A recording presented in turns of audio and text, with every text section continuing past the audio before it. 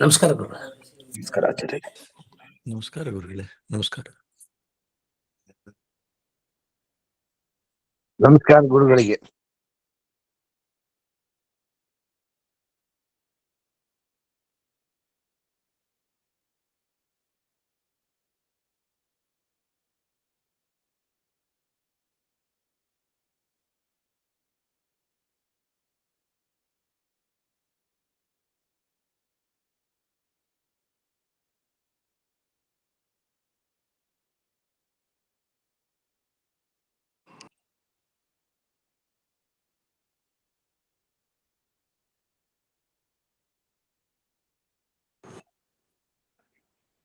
ಸುಮತಿಭಿರನುಮೇಜಂ ಶುಭ್ರಕಾಜಂ ಸಖಾಜಂ ಸುಖಮಜಮನಪಾಜಂ ಮುಕ್ತ್ಯುಪಾಜಂ ವಿಮಾಜಂ ಗೃಹಜಮಹಮಮೇಜಂ ಧೇಜಮಾಮ್ನಾಜಗೇಜಂ ಸದಜಮಸದಜೇಜಂ ಶ್ರೀಸಹಾಜಂ ಭಜೇಜಂ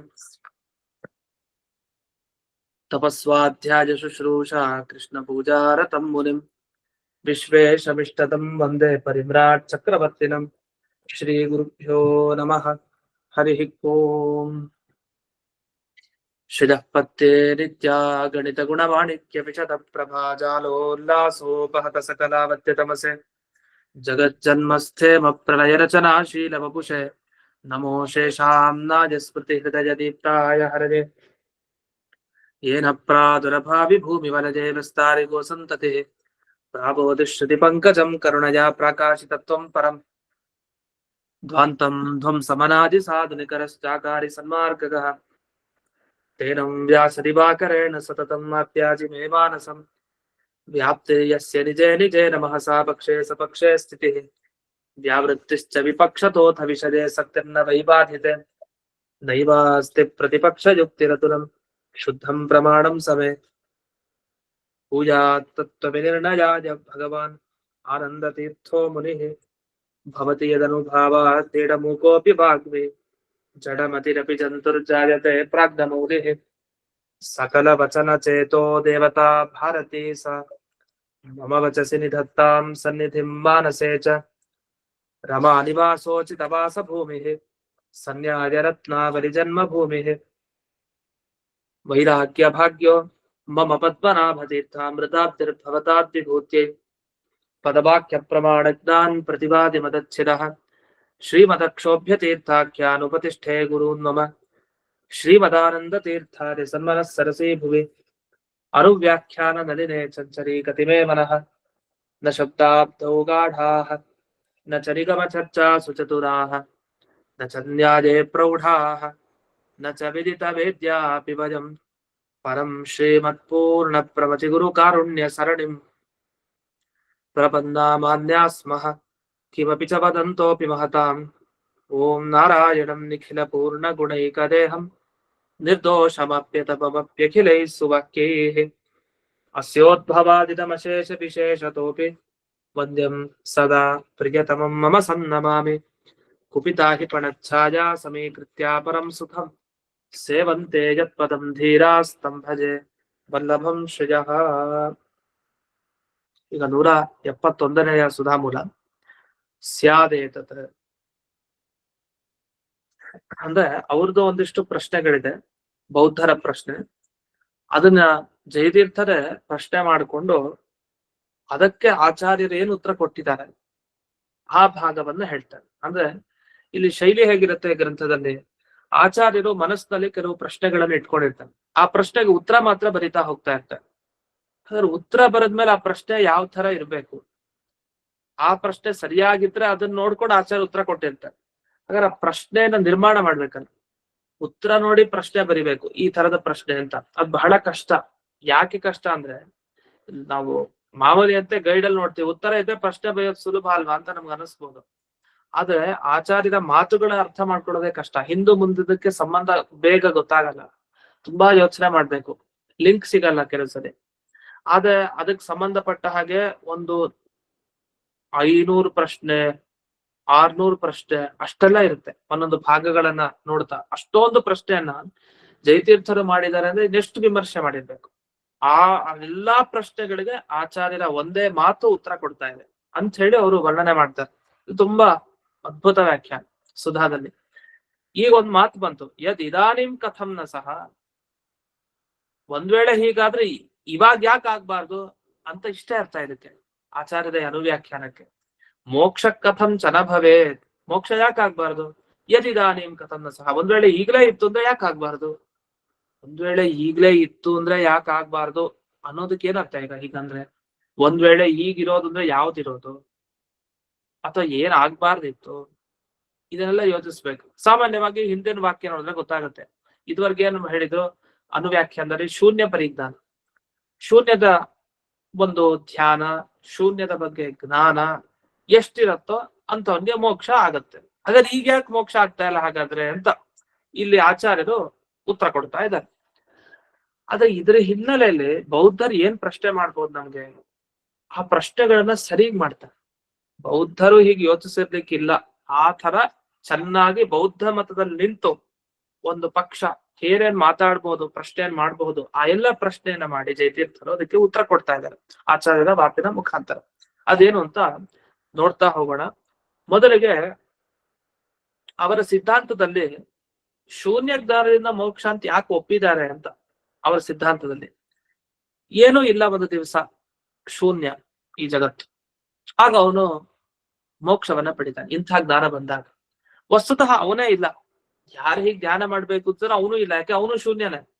ಎಲ್ಲ ಇಡೀ ಜಗತ್ತೇ ಶೂನ್ಯ ಅಂದ್ಮೇಲೆ ಯಾರಿಗ್ ಮೋಕ್ಷ ಆಗ್ಬೇಕು ಏನು, ಅದೆಲ್ಲ ಪ್ರಶ್ನೆಗಳಿದ್ದೇ ಇದೆ ಜೊತೆಗೆ.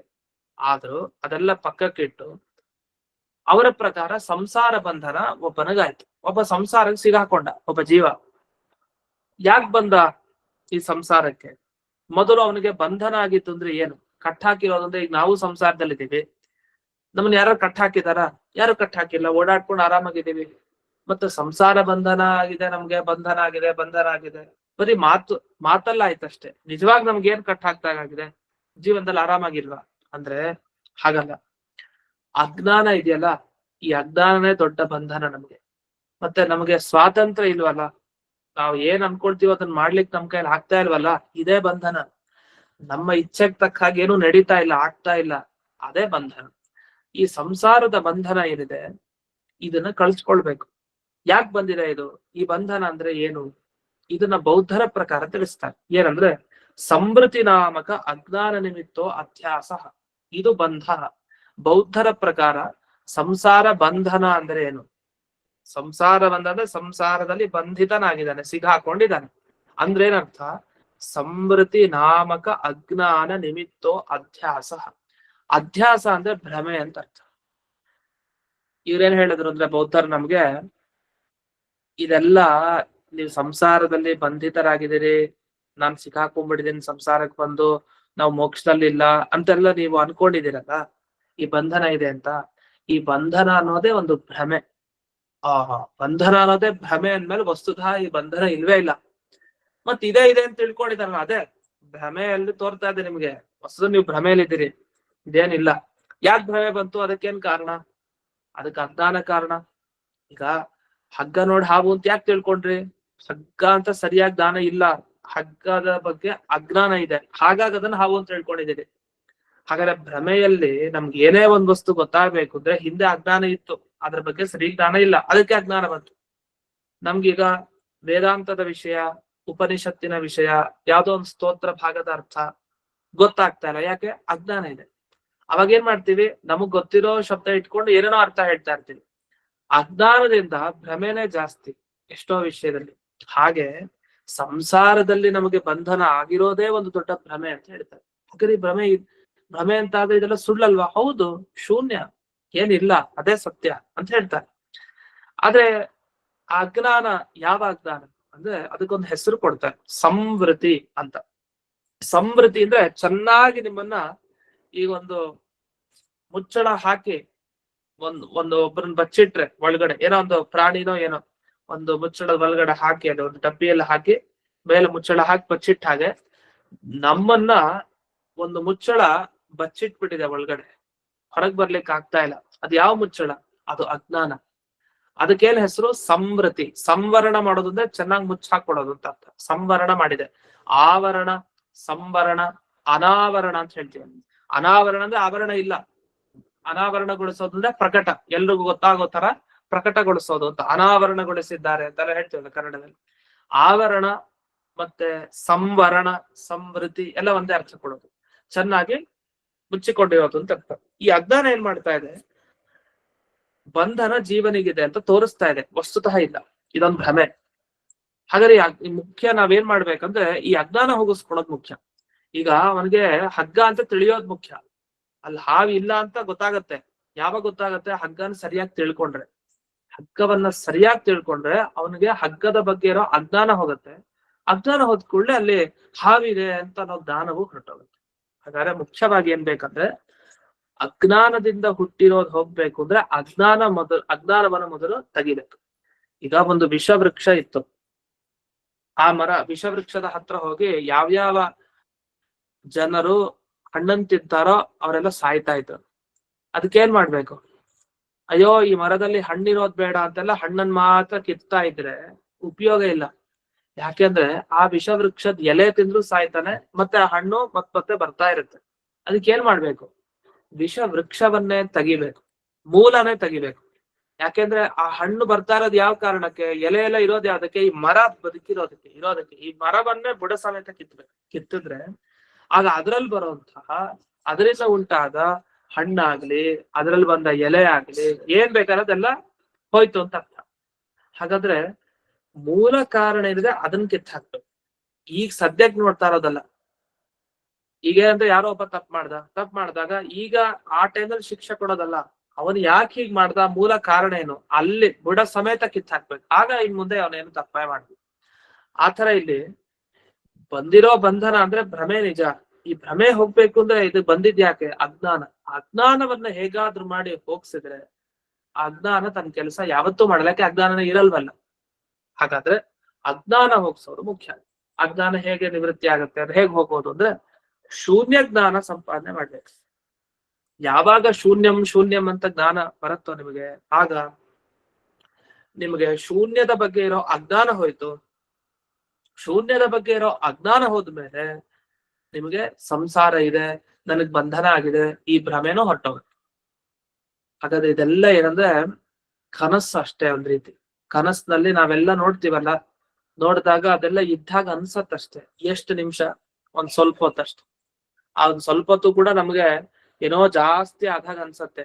ಏನೋ ಒಂದ್ ನಿಮಿಷದಲ್ಲಿ ಬಂದು ಹಿಂಗ ಹೋಗಿರ್ಬೋದು, ಅಷ್ಟೇ ಆಗಿರುತ್ತೆ. ಒಂದ್ ನಿಮಿಷನೂ ಇಲ್ಲ, ಬೇಕಾದ್ರೆ ಒಂದ್ 5-6 ಸೆಕೆಂಡ್.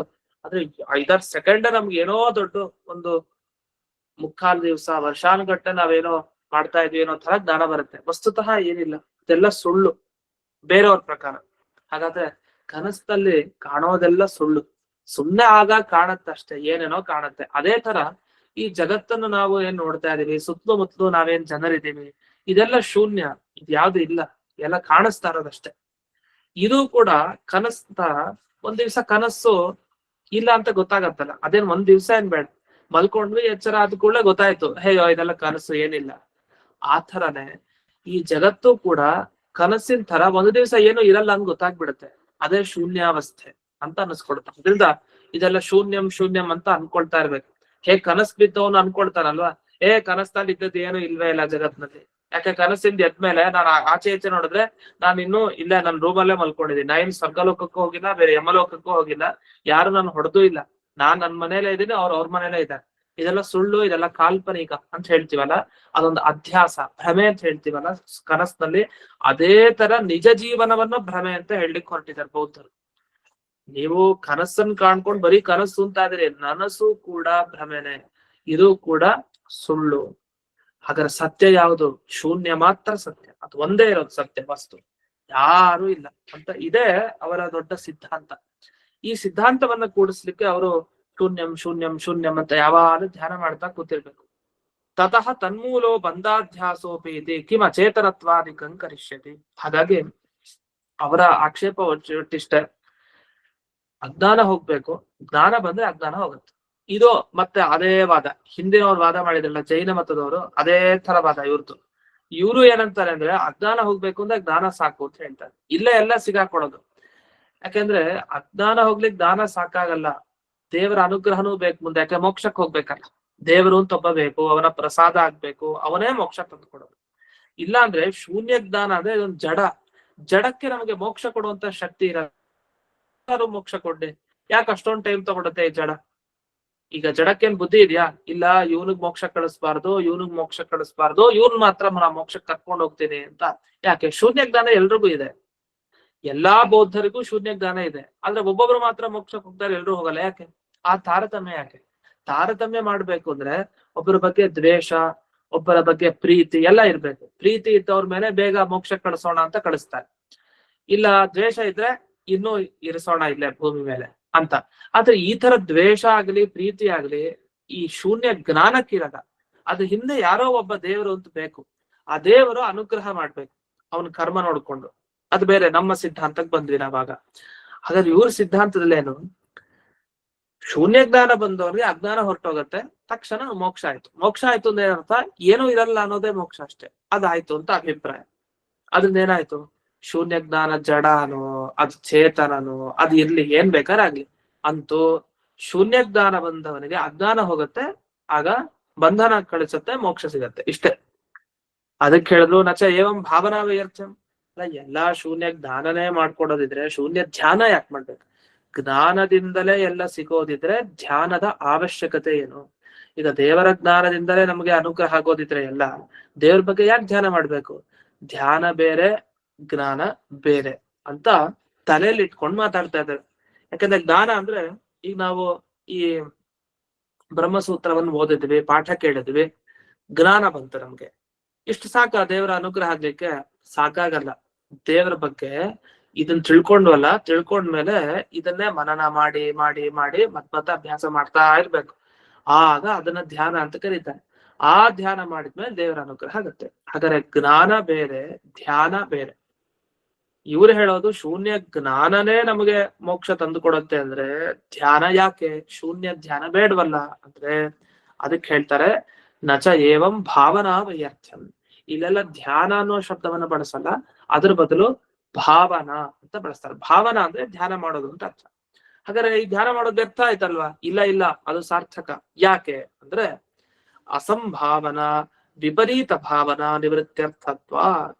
ಕೆಲವು ಸಲ ಅನ್ಸತ್ತಂತೆ ಜೀವನದಲ್ಲಿ ಮನುಷ್ಯರಿಗೆ, ಅಯ್ಯೋ ಈ ಶೂನ್ಯ ಅಂತ ನಾನು ಚಿಕ್ಕ ವಯಸ್ಸಿನಿಂದ ಇಲ್ಲಿವರೆಗೂ ಧ್ಯಾನ ಮಾಡ್ಕೊಂಬಂದೆ, ಇದು ಜ್ಞಾನವನ್ನ ಪಡ್ಕೊಂಡ್ ಬಂದಿದ್ದೀನಿ, ಧ್ಯಾನ ಅಲ್ಲ ಜ್ಞಾನವನ್ನ ಪಡ್ಕೊಂಡ್ ಬಂದಿದ್ದೀನಿ, ಆದ್ರೂ ನನ್ಗೇನ್ ಒಳ್ಳೇದಾಗ್ಲಿಲ್ಲ, ನಾ ಏನ್ ಮೋಕ್ಷಕ್ಕೆ ಹೋಗ್ಲಿಲ್ಲ, ಆದ್ರಿಂದ ಈ ಶೂನ್ಯ ಜ್ಞಾನ ಎಲ್ಲ ವ್ಯರ್ಥ, ಇದನ್ನ ಯಾಕಾದ್ರೂ ನಾನು ಸಂಪಾದನೆ ಮಾಡಿದ್ನು ಅಂತ ಅಸಂಭಾವನಾ ಶಂಕೆ. ಇದರಿಂದ ನಮ್ಗೆ ಮೋಕ್ಷ ಸಿಗಲ್ಲ ಅಂತ ಒಂದು ಡೌಟ್ ಬಂದ್ಬಿಡತ್ತಲ್ಲ, ಅದನ್ನ ಪರಿಹಾರ ಮಾಡ್ಲಿಕ್ಕೆ ಧ್ಯಾನ ಮಾಡ್ತಾ ಇರ್ಬೇಕು.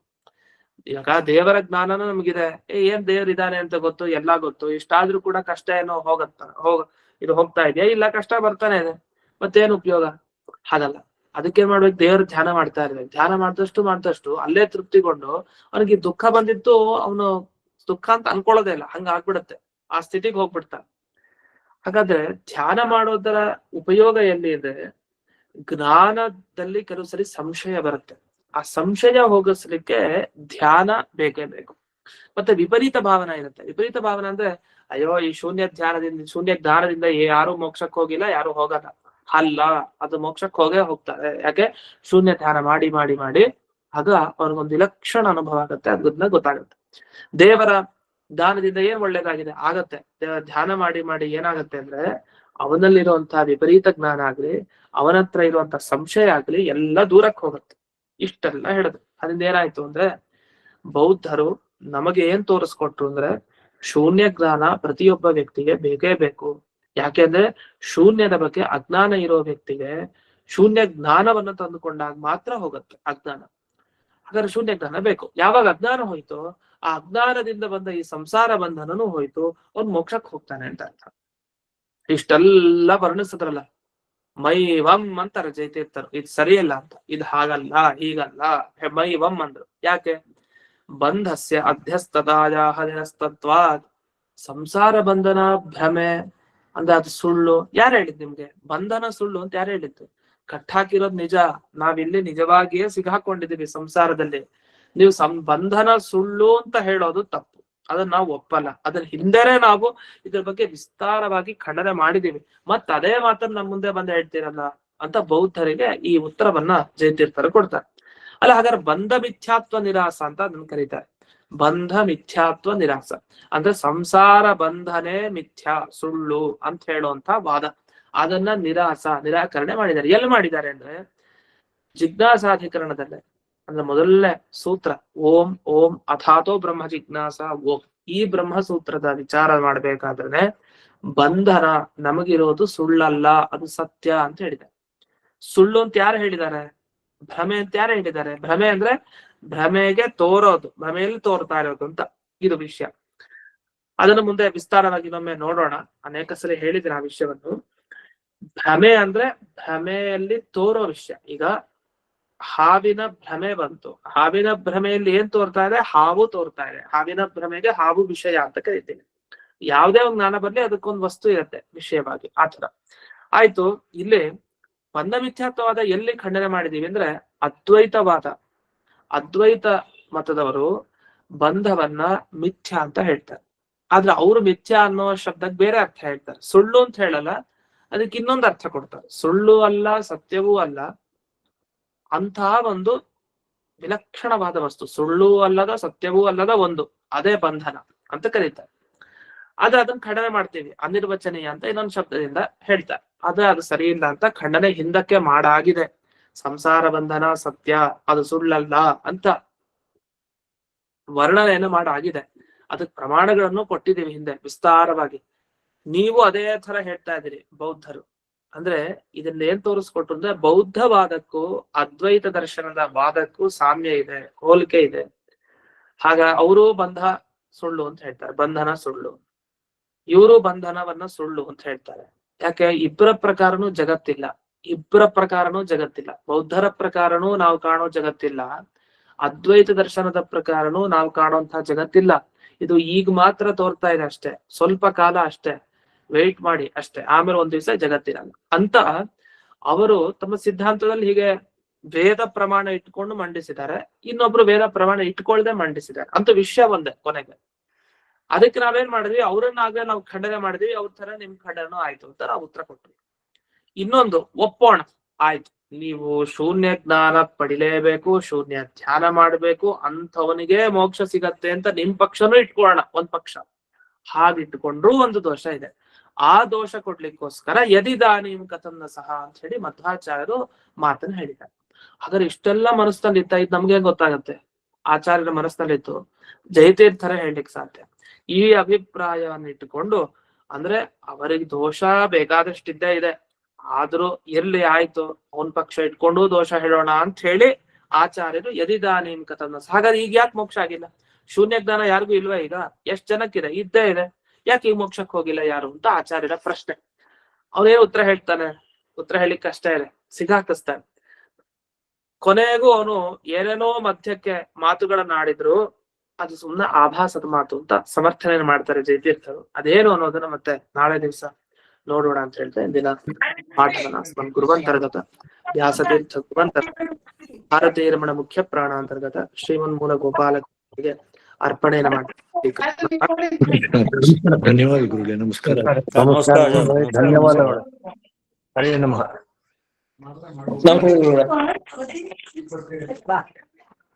ಬಾ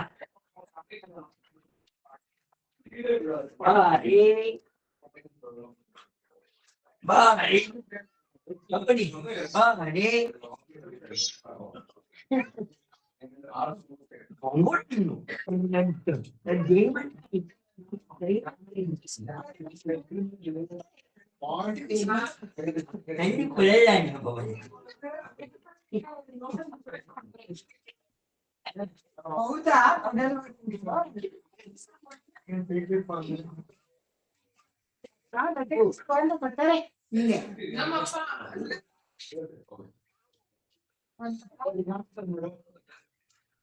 So that is what it is so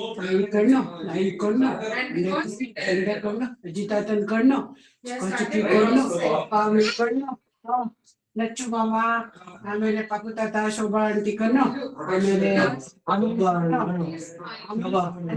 ಅಮೃತ ಕಣ್ಣು, ಆಮೇಲೆ ಮಹೇಶ್ ಕಣ್ಣು, ಅಷ್ಟೇ ಬರೋರ್ ಕಣ್ಣು ಹೋಗಿ ಸುಖಪೂಜೆಯಾಗಿ ಸ್ವಲ್ಪ ಅದಕ್ಕೆ ಸೇರಿ ನಮ್ಮ ಪುಟ್ಟುಗೆ ಹುಟ್ಟಿಗೆ ಒಳ್ಳೆ ನಿದ್ದೆ ಕೊಡಪ್ಪ, ಒಳ್ಳೆ ಆರೋಗ್ಯ ಕೊಡಪ್ಪ, ಒಳ್ಳೆ ಜೀರ್ಣ ಶಕ್ತಿ ಕೊಡಪ್ಪ, ಅಚ್ಯುತ ಅನಂತ ಗುರುಗಳ